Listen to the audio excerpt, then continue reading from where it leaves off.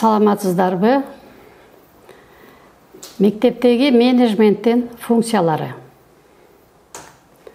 Мектеп директорлары менеджменттин функциялары менен таанышышат. Менеджмент деген сөздү англис тилинен кыргызча которсок, башкаруу деп которулат. Башкаруунун функциялары менен таанышабыз. Башкаруунун функцияларына пландаштыруу, уюштуруу, мотивация жана көзөмөл кирет. Мектептеги бардык иш пландаштыруу аркылуу ишке ашырылат. Пландаштыруу мектептин ишинин негизги багыттарын аныктоо, келечекке карата максаттарды коюу процесси. Мектепте стратегиялык өнүгүү планы түзүлөт. Стратегиялык өнүгүү планы 3 жылга түзүлөт. Жана жылдык план бул мектептеги окуу тарбия ишинин жылдык планы 1 жылга түзүлөт. Стратегиялык өнүгүү планына миссия жазылат. Миссияны ишке ашыруу боюнча максаттар жазылат.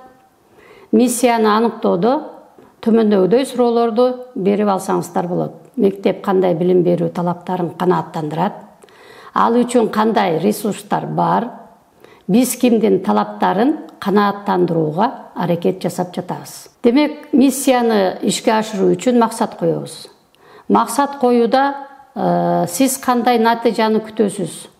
Канча мөөнөттө аткарылат? Бул реалдуубу?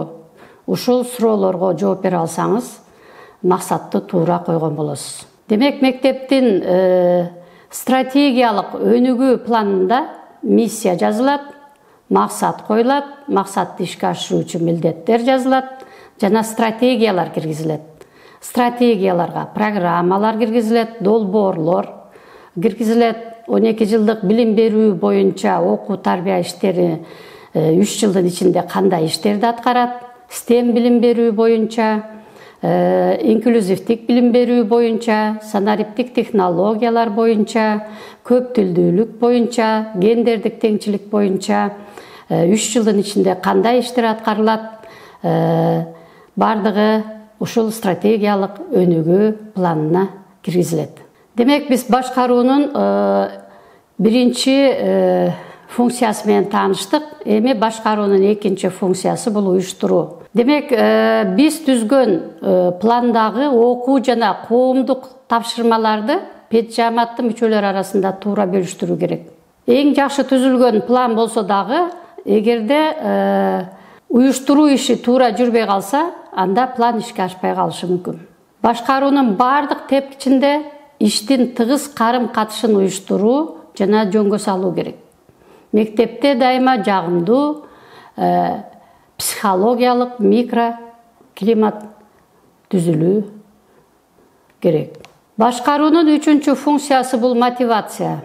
Мектеп жамаатын максаттарга жетүүгө шыктандыруу, багыт берүү, сыйлоо, материалдык, моралдык жактан колдоо, кызматтык чөйрөнү жакшыртуу, жагымдуу эмгек шарттарын түзүү, эффективдүү байланышты камсыз кылуу, маалыматты өз убагында жеткирүү, конфликттерди башкаруу жана адилеттүү, конструктивдүү жол менен чечүү.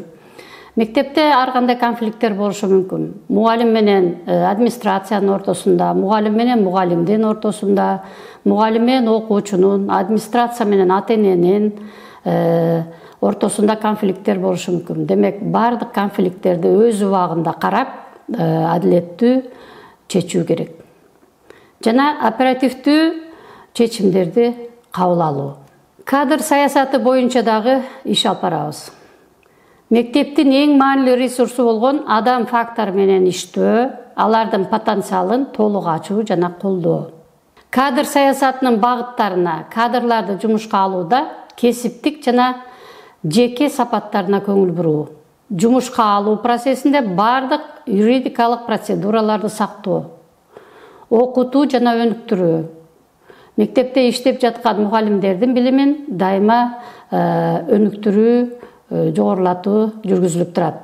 Демек, мектеп жамааты өзү, усулдук бирикмелер, методисттер бул иштерди жүргүзөт. Ошондой эле сырттан жогорку окуу жайлар менен байланыш түзүп, мугалимдердин билимин өркүндөтүү боюнча тренингдер, семинарлар өткөрүлүп туруш керек.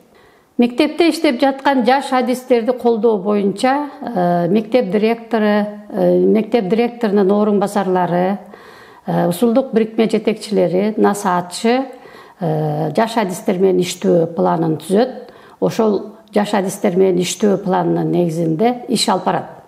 Демек, жаш адистерди дайыма колдоп, аларды мектепте иштегенге кызыктыруу керек.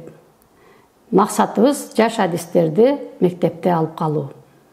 Иштин натыйжалуулугун баалоо, кайтарым байланыш жүргүзүлүп турат дайыма, кызматтык өсүү мүмкүнчүлүктөрүн түзүп берүү.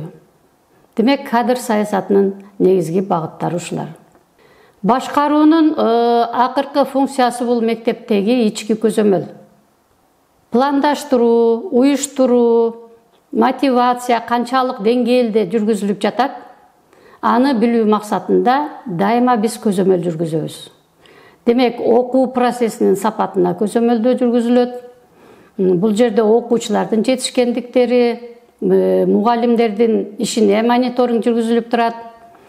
Жана финансылык көзөмөл жүргүзүлөт. Тартип жана коомсуздукту көзөмөлдөө иштери жүргүзүлүп туруш керек. Натыйжаларды талдоо жана оңдоо боюнча дагы көзөмөл иштери жүргүзүлүп турат. Мектептеги ички көзөмөл пландаштырылган иштердин аткарылышын баалоо максатында жүргүзүлөт. Кандай кемчиликтер жүрүп жатат, ошол кемчиликтерди аныктоо жана ошол кемчиликтердин үстүндө иштөө. Оңдоо чараларды көрүү, билим берүүнүн сапатын жогорулатуу, башкаруу системасын өркүндөтүү, кемчиликтерди оңдоо боюнча конкреттүү иш-чараларды иштеп чыгуу жана ишке ашыруу. Демек, ар бир мектеп жетекчиси ушул башкаруунун 4 функциясын эң жакшы билсе, сөзсүз түрдө алардын иши системалуу жүрөт. Эми кийинки сабактарда биз ар бир башкаруунун функциясын өз-өзүнчө карап чыгабыз.